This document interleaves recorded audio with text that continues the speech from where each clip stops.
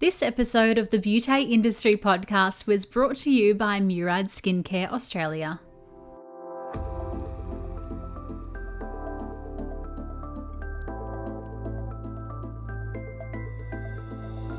Hello and welcome to the Beauty Industry Podcast, your online support community for the professional beauty industry. I am your host, founding director of Beauty Industry, Tamara Reid. Here we are closing the competitive gap and speaking your language. This is a platform created and dedicated to the professional beauty industry, valuing community over competition. We serve to help connect you with inspiration from industry experts, expand your knowledge through educational pieces, and bring you the latest in product and technology innovation. This is Beauty Industry. My guest today is Odette Barry of Odette Co, a PR agency, podcast, and online course. I first heard about Odette on a friend's podcast where I learned that Odette had a podcast of her own called Hack Your Own PR. I started listening to the conversation Odette was having with media personalities, journalists, producers, and started implementing their advice into my own business, Beauty Industry. And shortly thereafter, I was featured on ticker.com, interviewed on the Sally Prosser podcast, had an article in Global Business Review, and even secured a spot on a Women in Business networking panel. Odette's career spans across marketing and communications for Westpac, the Australian Physiotherapy Association, TAFE New South Wales, and Women's Fitness magazine, so she's got a broad range of experience adapting communication strategies across various niches. Since establishing the consultancy arm of Odette Co, Odette has worked with small and enterprise business across Australia and New Zealand, spanning the technology, education, beauty, wellness, health, and fashion sectors, just to name a few. Today, Odette and I speak about how you can best utilise affordable and easy ways to create your own media hype around yourself as a personality or around your business. Here's Odette and I for Beauty Industry. Odette, welcome to the Beauty Industry Podcast. Oh, thanks so much for having me. Thank you so much for joining me today.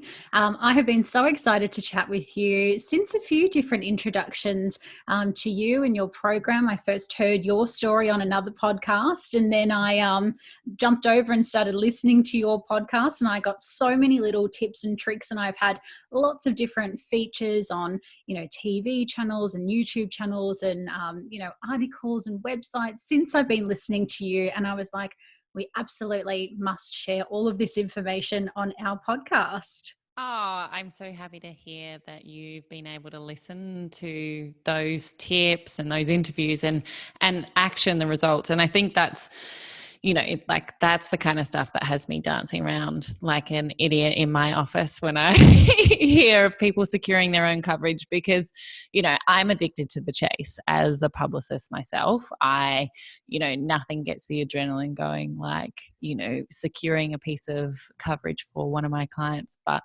honestly, nothing makes me happier than hearing other people secure it based on the skills that I've shared. And the reason why I teach it is because it's not rocket science. It's not super tricky. It's just about slowing down and understanding the landscape. So I'm super pumped that you've had those successes. Yeah, thanks to you and all of your lessons. Hey, we start our podcast the same way every single week by finding out how our guest entered into the beauty industry. Obviously, you're not in the beauty industry, but how did you get into PR and publicity? I'm not going to get into the beauty industry, definitely. I feel like I've got such a klutz hand at anything aesthetic. But yeah, PR, gosh, it was a windy journey. I didn't go straight to uni out of school.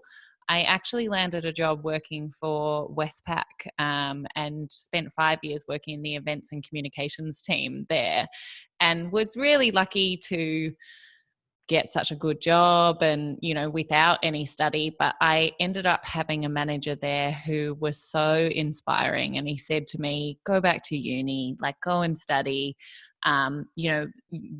Westpac will pay for you to study, you'd go and spread your wings. And at the time I was pretty uncertain about everything in life. I feel like that's early 20s.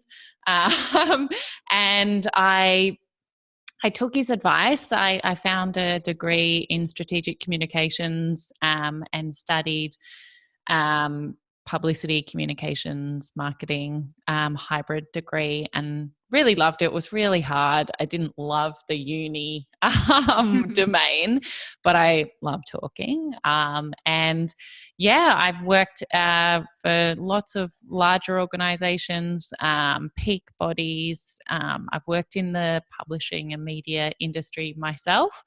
And then 5 years ago, I went out on my own and set up my own business, Odette Co, as a little communications and marketing agency here in Byron Bay. And yeah, almost 2 years ago, I did a bit of a tweak in my business model and decided to start teaching what I know, and largely a lot of that was kind of designed out of burnout, if I'm completely honest, because I was just growing. And I could also see that as I grew my business model, I was working with less of my ideal client. And for me, my ideal client is small businesses that have awesome stories to tell. And I was working with these big organizations and kind of getting a little bit lost in the bureaucracy of their organization and less close to these super cool, agile, creative people that had awesome stories to tell. And yeah, I wrote my PR program. I get to teach people how to get their story out there. And yeah, that's kind of how I arrived in this little old wild world as a PR mentor. Yeah, amazing. I love that. And you know what? What I love the most about your story is that you went out into the world, did corporate, and went, do you know what? Actually, I don't have all the skill set that, I can use to fulfill my purpose. I'm going to go back. Whereas I think sometimes there's a lot of shame around going back to study. And it's like, no, you can still do that at any age. Yeah, totally. And like, I just feel like we've got really long lives on this earth. That's true. But they're short lives and it's one life. But we have the beautiful joy of being able to steer our ship. And I feel like in a lot of ways, we sort of grow up in school being told that we are going to be this one thing. And to me, that's wildly inappropriate because there's so much scope and capacity to grow and change, and to do lots of different things with our time on this earth. So why not spend 10 years in one domain and then another 10 in another domain and then another 10 in another? There's only so far that you can grow in a career before you hit a ceiling, and you're going to be doing the same thing time and time again. So why not play? Why not explore the different modalities that are available to us? Yeah, absolutely obsessed with that sentiment. And you know what? It's only through that change and adaptation and putting yourself in those unfamiliar comfort zones where you actually find what you love, Yeah. So I really appreciate that you've done that. But, going from Westpac to Byron to now startup business, and now you're 5 years in, you've certainly crossed a lot of pathways already. Yeah, totally. I've had like the most non-linear career trajectory ever. But interestingly enough, everything that I've done has been very interlinked, and very central focus on communication at its core. But yeah, like I feel so lucky that I've been allowed to design a life around joy and lifestyle. And for me, living by the beach and being able to somewhat pick and choose my hours. I don't think any business owner is like, oh gosh, it's so flexible and amazing, Yeah. when, it kind of is, but it kind of isn't. But, like just picking and choosing what I do each day, that's like really special, to have that kind of autonomy and control in your business. I think when a lot of people think of PR, or, I've had friends that work in PR, it's kind of like this big machine and you're running on adrenaline and coffee and dry shampoo all the time. But it Mm-hmm. feels like your business is very organic and quite relaxed, obviously, because you've made it that way. But what is PR for those who don't know? And I guess, what does a day in It's the all life? dry shampoo, Yeah. actually. And long blacks. Yes. Yeah. Look, so I think PR, it's hilarious. So PR is publicity, public relations. And our job is actually in the art of building reputation, which is hilarious because no one knows what a PR is. That we haven't been able to do that for our own industry. But I like to sort of liken the reason why there's some cloak and not dagger, just mystery Mm, around PR is that we're in the art of like sort of discreetly improving reputation. So if you were to win an article with Forbes magazine, for example, and then say, I pitched 25 times to secure this opportunity and thank God I got it finally, versus I was featured in Forbes magazine. They're two very different ways to position the same thing. mm. But when we show inside the sausage factory and show that we hustled like all heck to make that happen and basically begged, borrowed, and steal, then it doesn't quite have the same glitz and glamour that it might do. So publicity is basically the art of email and phone conversations asking to be featured in media outlets. So we talk about, I work quite specifically with traditional media outlets. And so when we talk about TV, radio, podcasting, online, print magazines, news sheet papers, any of these modalities are considered traditional media. Now, some publicists work across influencer management and social media, and it can sort of span into that broader communications and marketing realm. For me personally, I think lots of people understand those domains and specialize in that, so I try and keep my focus reasonably narrow. So when we talk about the difference between PR and advertising, for example, because they might sit side by side in the same outlet, and I think this is where there's a lot of confusion. Um, a a magazine will have an advertising manager and editorial staff. They work across totally different remits. The Right. advertising manager is taking money into the publication and it's securing that through these placements of advertisements. So, for that sort of thing, we as the advertiser pay for exposure to their audience and we get complete and utter control of the message. We get to include our logo, our key features and benefits, our own artwork and photography. We get complete control over that.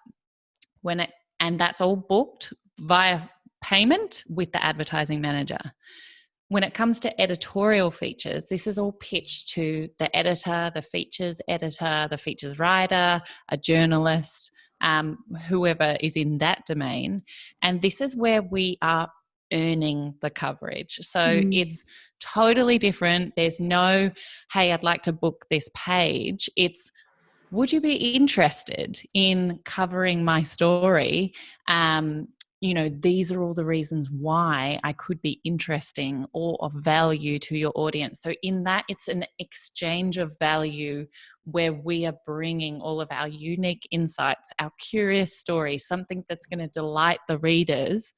And when I say readers, editor, and advertiser, this concept applies to all channels. So whether it Mm. was a TV show or a podcast.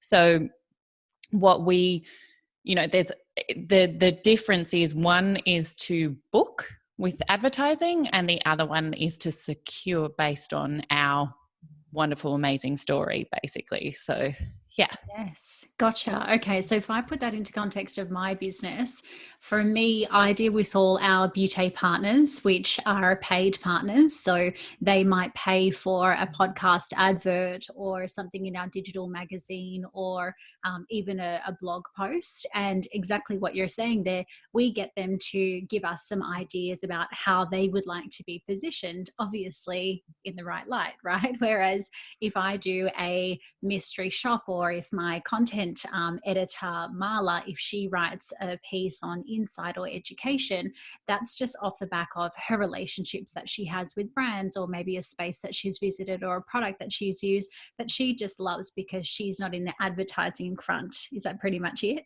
Absolutely. Yeah, totally. And, it's a really fine line, because someone might pitch an editor with a story, and if it's not cleverly crafted enough, the editor will straight away say, let me pop you in touch with my advertising manager. And that's your worst nightmare as a person trying to pitch for free coverage. So that's where you really have to understand the outlet that you're pitching to, so that you know how your story can fit organically in their pages. So one thing to really think about is moving away from product features and benefits, what your business is, and what it is is the story. So less about I'm located at 53 Parks Avenue, and instead I'm a beautician that can offer value or tips and trends around eyebrow shape. So you're coming with conversations around the things and then as a byproduct of that conversation, people go, oh, let me look up this 53 Parks Avenue, because I'm pretty sure that person knows what they're talking about. So, yeah, but sometimes, you'll get met with you might be a great brand partner to advertise, but if you're clever enough, you can reframe your story so that you can secure that unpaid coverage that's in the beautiful PR space. Excellent. Now, I have a question for you, because I feel like a lot of our business owners, and also sometimes therapists who listen to this podcast as well, are very empathetic and have a lot of imposter syndrome. And they probably don't want to jump on the table and shout about themselves, or have somebody else shout about their business, because they're just beautiful and humble and they just do the work. Do you ever feel like business owners are a bit afraid to talk about themselves? Totally. Like every single time I work with a new client, I would say 70 to 80% of them would Right. have complete and utter imposter syndrome. So I think, and if they're female as well, it's probably sitting up at 80 to 90%, right? I think this is ingrained in us as women to be humble, to, know all of the things before we shout about it. But also, Australian culture is the tall poppy syndrome. We cut each other down for rising up. But the reality is that, we're only holding ourselves back. But there's a really, really good TED talk by, what's his name? Mike Cannon-Brookes. It's a TEDx video where he talks about imposter syndrome.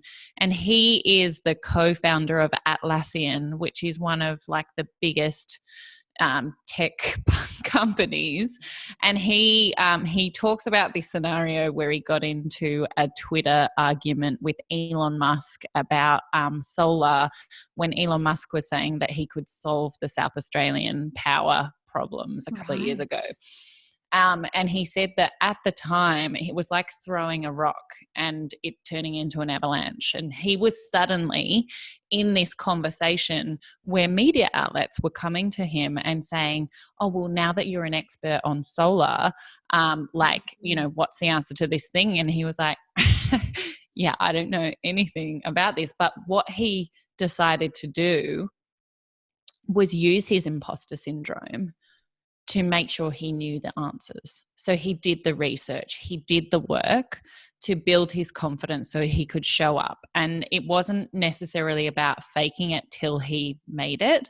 It was just about doing the work till he made it. And I think it's true of all of us that, you know, at the beginning, I think the early years of business, we do have imposter syndrome because we don't know what we're doing. Like sometimes it's really granted, but then there comes a point where we just sit in that imposter syndrome narrative because that's what we're used to, when we're really overdue shaking it off and going, you know what? I actually do know what I'm doing here. I have really happy clients. I have a steady flow of business. I have built something really special, and I'm ready to stand up and talk about it. So I think there's probably a process of reflecting on where you are in your business. And if you do have, like, you're checking off some of those boxes, you've got a really strong business, you've got a robust brand, and you're sort of looking for the next step, shake off that imposter syndrome, shake off that voice in your head. And even if it's just to say, I am going to kind of fake it until I believe it. Very, very, very special words there for sure. I mean, even myself, you know, I see lots of different media avenues coming through, you know, on different stories, and they're asking for, you know, the experts. I'm doing bunny ears for those on the podcast, but, you know, and I think I'm not an expert, but if I don't put myself out there and pitch to them and claim that I am the expert, well, then maybe someone else will get that title and I'll kick myself because Totally. I want to be on that platform as well. Yeah. I think on that though, probably a good thing to help you know how to break through that imposter syndrome as well is knowing that, depending on the outlet, between 50 to 80% of the experts quoted pitched themselves into those outlets. Yes. So it's about who shows up, who put their name in front of that editor on that day.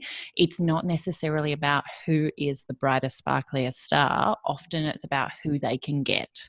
Because the media landscape moves so fast, they're always looking for experts, they're always looking for candidates to put themselves forward. So if you can just say, well, I'm just going to show up and give it a crack, then it will, like just knowing that it's not necessarily about who was the most fabulous, it was just about who put themselves out there. Yes, and that's so true, because even when I think about stuff that we do on Beauté, like who features on podcast, or, you know, who features in our blog post, and I'm constantly looking for guests and people to write about and spas and places to go and visit. And it's only when somebody comes into my DMs and they're like, hey, I've got this great story, I'd love to chat to you on the podcast. I'm like, yeah, absolutely, come along, let's have a conversation. But if you're hiding, just waiting for me to come and get you for a podcast interview, I don't know that you exist, right? Exactly. Or maybe I know that you exist, but I don't know how we can kind of use that as an angle to chat about on the podcast or to put in the blog. So I think just like sometimes just putting your hand up and going, hey, I'm here. Absolutely. Absolutely. Put your hand up. And one of the other things, sorry, going completely off track for you. Go for it. But like when I'm hiring publicists, the two things that I really look for in people is resilience and grit, because it's about putting on your bulletproof vest when you're going out to pitch and knowing that, hey, maybe I'm going to get some rejection. Maybe I'm going to get some no's, but I'm going to put myself out there anyway. And it's not personal. It's not, you know, someone saying they don't like me. It's just that that story is not right for right now, or that your email was lost in the other 150 they received in that hour. So just strapping on that like little cloak of resilience and, you know, emotional strength to just go, I'm just going to have a crack. I'm just going to put myself out there and see what happens. After the break, Odette shares her secrets on where and how to pitch to get your story heard, and how to crack through the hundreds of other pitches that are flooding journalists' inboxes. But first, a word from today's Beauté partner. Community, if you are looking to gain total skin wellness for your clients, then look no further. Murad's science-backed professional skincare treatments and solutions promote healthy, nourished and beautiful skin. Murad's founder, Dr. Howard Murad, is recognised around the world as a leading visionary for his unmatched scientific innovations. A board-certified dermatologist, trained pharmacist, and associate clinical professor of medicine, Dr. Murad has personally treated over 50,000 patients, so it's safe to say that he knows skin. For more than 30 years, Murad has been committed to developing clinically proven, cruelty-free products that meet the meticulous standards for safety, efficacy, and care you would expect from a doctor. Plus, they're supported by Dr. Murad's industry-first research for the most advanced formulas that don't just consider a symptom or a concern, but rather address total skin health. The team at Murad want to help you achieve yours and your clients' skincare goals, and they're so kindly offering a free product pack to start you on your journey. That is right, you heard it here. It is free. All you have to do is email kbacon, that's KBACON, at murad.com and mention the Beauté Industry Podcast to have your Murad skincare pack sent out to you. As a longtime lover of Murad myself, trust me, your clients and your skin will thank you. Thank you so much to the team at Murad for making this episode of the Beauté Industry Podcast possible. And now, back to Odette. And so talking about, putting yourself out there, there are so many channels nowadays. I mean, it's no longer just print and TV, but there's digital and social and audio like we're on now. How does one know where to start? I mean, do you just go, okay, I've got my story, I'm just going to go bang to all the platforms and just hope for the best? Or should you kind of target? Okay, good. Definitely not that one. But yes, yeah. Or should you target? Yes, please target, please. Okay. So on this one, one of the things about PR is like it not being rocket science. So one of the things that everyone's like, oh, I need a strategy. And it's like, you don't need a strategy. You just need to do a couple of little things to feel out what's going to be useful. And one of the best things I think is ask your customers what they listen to, what they read, what TV shows they watch. Like keep it really, really simple. And then throw a couple of lines in and see what works for you. One of the things that's tricky about PR is that you can't always see how it impacts your business immediately because we're working in the game of trust and reputation. It's hard to say to someone, so how do you feel about me now? Did that article make me look good? Yeah. Do you trust me more now? But it's, you can see tangible results from things in seeing like spikes in traffic and things like that. But often it'll be, 6 months down the track and you'll talk to someone and they'll be like, oh, I saw you in that article. That was amazing. And you're like, okay, well, could you complete this survey to, make that official? But honestly, like the greatest ways to find out where to go is to do that grassroots research with your clients. So, for some people, it might be putting together an Insta poll and saying, do you read this outlet? And putting like 3 or 4 different ones through your story poll.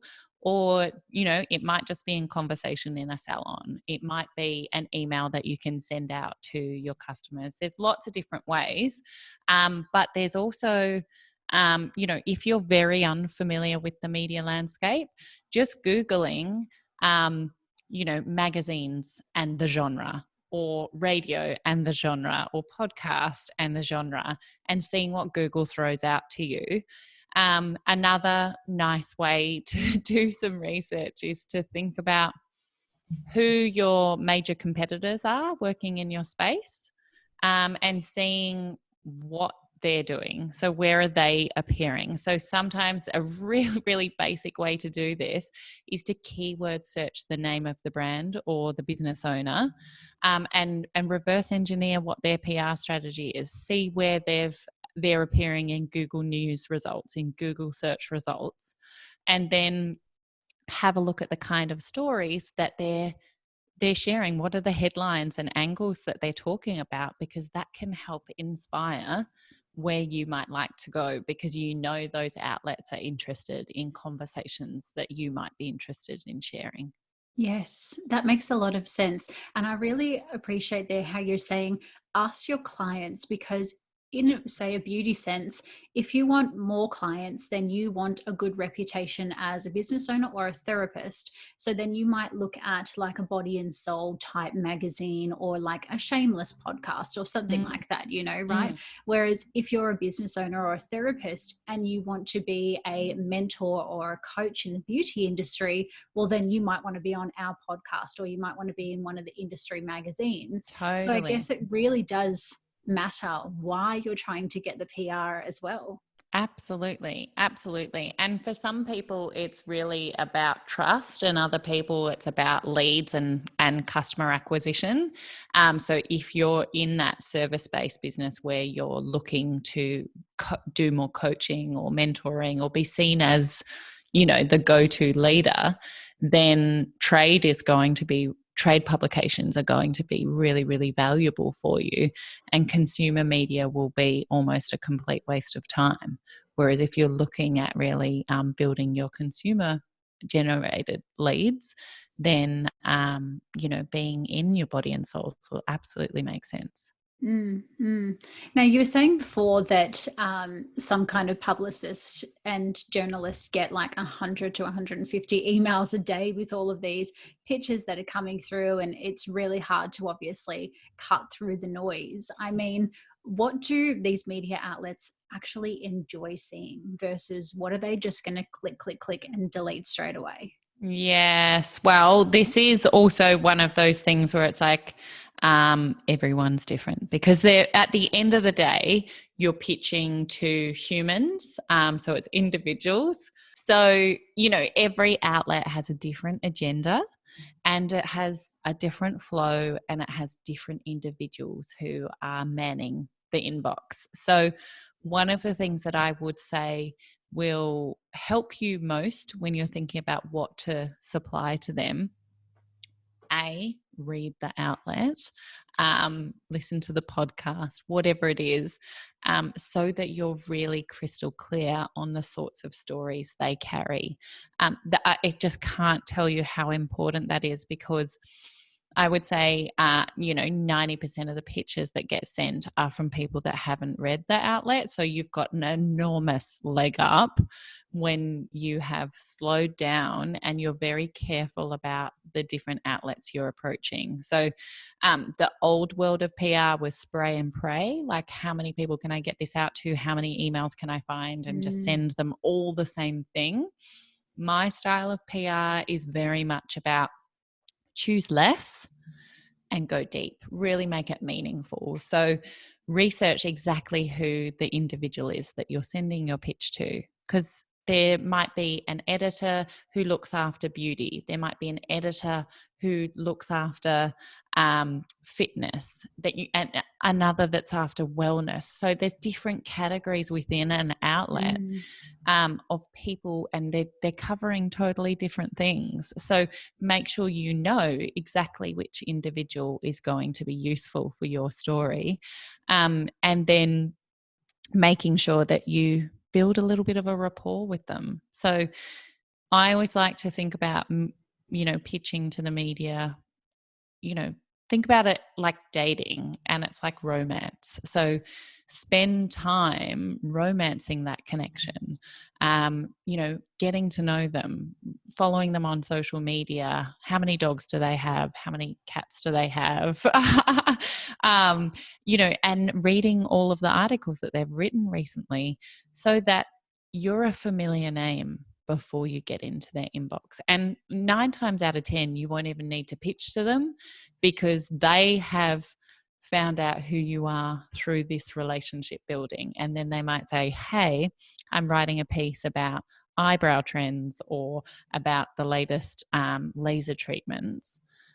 Would you like to contribute? Because they've got their eyes open. They know who's contacting them, and they're always in that research mode. But yeah, want to have a familiar name to them, so that when you arrive in their inbox, you're, someone that they're going to know.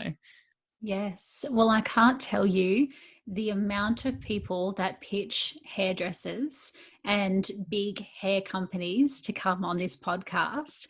And the title is Beauty Industry, and it's beauty industry community. You know, it's not hair and beauty, it's specifically beauty. And every single conversation, I think out of 105 episodes, one has been hair, but only specifically did we talk to her because she is in the coaching and leadership and mindset space, you know, and she also helps the beauty industry people as well. So I always think when people come into my inbox and say, hey, I've got this new hair product, I'd love, you know, you to chat with them on the podcast, I think you clearly don't listen to the episodes, because you would know that we don't talk to hair, right? So if you're wanting to pitch to a podcast, listen to the podcast, or if you're wanting to pitch to a magazine, read the magazine.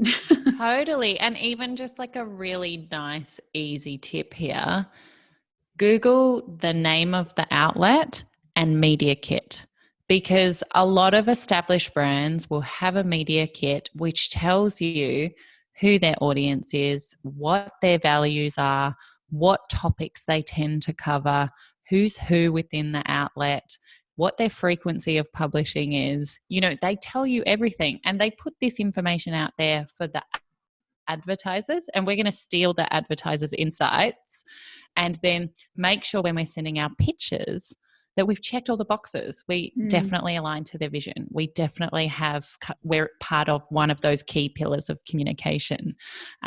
It just, you know, when you let someone know you've done the work, it's like, it's flattering. People were really chuffed that you cared enough to do the research. And it's really hard to get it wrong when you've done the work. Yes, absolutely. So we've talked about connection and obviously reading the publication which you want to pitch to, and kind of knowing the people behind the scenes that are doing the groundwork, and having your story. Do you have any specific tips and tricks that, you know, you'd like to share, or you know, would help business owners out for pitching? Because I think they're going to get off this podcast and go, yes, I want to do it, but where do I start? Well, I guess like one thing is like do the deep breathing, manifest the bejesus out of like finding confidence and believing that you can, because you can. But I would say make sure you've got really beautiful high resolution images of yourself, your space, your products, so that you can, you know, every media outlet needs images to run with a story. And if you don't have them, they're going to be that much less likely to run it, because they're going to have to send a photographer, or they're going to have to use stock imagery, and that's annoying. So when it comes to planning your photography, try and shoot your images in the style that they typically publish. The more aligned your images are, the more likely they are going to run it. And, you know, one of my students on my program got a double page print spread in the Sydney Morning Herald with her own photo that she had supplied. Right. You know, so there's so much, you know, very few outlets have bandwidth to send photographers every single time. So I really do recommend that you do pay good money to get professional imagery that will sell you in your best possible light. And, you know, even Google a freelance photographer who has worked with news media, because you'll get an even better one. Or put together a Pinterest board or a mood board using all of the images from the particular outlets you love, and brief your photographer so they know exactly the style, and there's no confusion on whether the image will be perfect. And then I think some other things that are useful is having said images in a Google Drive or a Dropbox. So it's really easy and seamless for the journalist to get that information without having to go back and forth on email. We know journos are super, super busy. So the easier we can make it for them, the better. Write a really great media bio. So how can someone introduce you for a podcast or on a TV opportunity? And, you know, if we think about TV opportunities, often you're going to have, you know, a 7 to 15 second news grab. That's not a lot of time No. at all.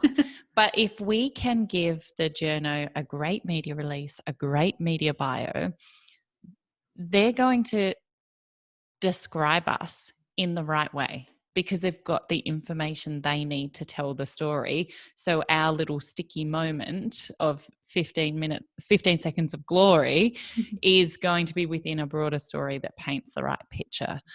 Other things would be, possibly undertake a bit of a digital audit before you start pitching. So is my brand identity representative of where I am in my business? Is there an old MySpace or old Instagram account that shows how much of a loose party girl you are on the weekend when your business is quite conservative? Like, whatever it is, do that keyword search so that when the journo does the keyword search on you, only the right information appears. If you're a salon and you sell products and you have appointments available for booking, make sure that it's a seamless, ready to execute platform so that when you get new traffic as a result of the wonderful coverage you secure, it's going to convert for you. And a nice little hack there as well is to make sure you've got your Facebook pixel installed on your website so that you can retarget any new viewers onto your website with Facebook advertising at a later date. It doesn't have to be immediate, but having the ability to do that you can engage with all of those new site visitors means that you can get the maximum out of the media coverage that you secure. Yeah, for sure. Lots of super helpful tips there, especially the photos for print as well. I mean, sometimes it can be a low, resolution photo for something like Instagram where people aren't zooming in. But if you've got a print magazine, which is huge and that's A4, you just can't drop in a blurry or, an unedited image. Yeah, totally. And I know personally from my perspective, working for Women's Fitness magazine, if someone didn't have images, I just didn't bother. I just didn't have time to be scouring and hunting for images. It was so much easier. And it also equates to how much page space you get.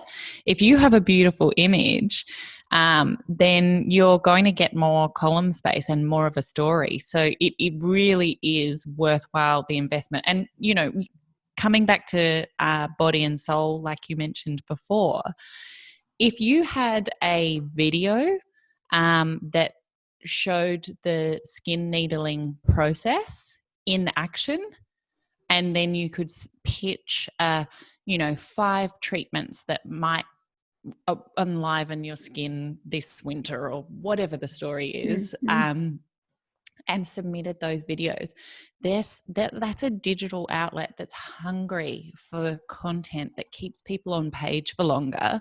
So if you can submit video content with it and, talk to camera and explain different modalities or show their readers how to do things, it's going to be so much more interesting for them, and they're going to be so much more likely to say yes. And that can be, video shot on a smartphone. It doesn't have to be professionally produced. Yes. And even if, for example, if we keep using Body and Soul, I mean, they do have a print and then they might carry your story over to digital as well. And if you've got that beautiful image or video, they might even share that on their socials. So then, through one pitch, you've got almost 3 different touch points just from the one brand, just by having good photos and good video content. Totally. It just makes such a big difference, and not a huge break the bank cost, worthy of such great opportunity. Yeah, beautiful. Odette, I am so appreciative of your time today. I have one more question for you because I'm sure you're itching to just say, but let me just tell you this. If you could leave our audience with just one piece of advice on PR to round out the episode, what would that be? Just do it. Just do it. I think that's as business owners, we are busy humans. We have so many things on our on the boil and, on the to-do list. But if you just carve out a little bit of space, you can do it. It's not impossible. It's not too tricky to learn. It really is just about sending a couple of emails, following up a couple of times, and you can do it. You truly can.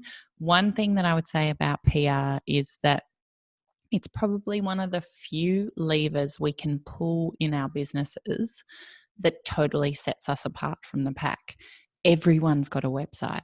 Everyone's got social media, whether they're good or bad or, in the middle. Most people are there.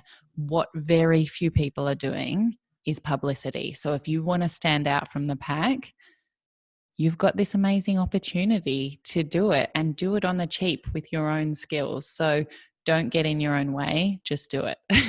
Gorgeous advice, absolutely. And, if we don't start, then nothing's ever going to happen. So I absolutely love that sentiment. Odette, thank you so much for having a chat with me today.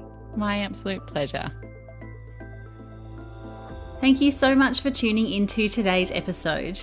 Well, if there was ever any confusion about PR, I am quite sure Odette has taken that confusion away from you today. The main message I took away from Odette's lessons were just to keep it really simple when approaching media outlets to gain more traction. By understanding your audience and what you want to achieve through that outreach, having a great brand story and being a human and asking for a dinner date before asking someone to marry you is pretty much the equivalent of building a relationship with a publication before asking for a full-blown cover story. If you're interested in joining Odette's program, tuning into her podcast, or jumping in and watching the TED Talk she mentioned, I'll pop all of the details on how you can do exactly that in our show notes. You know what else gets you great PR? Showing up on social media.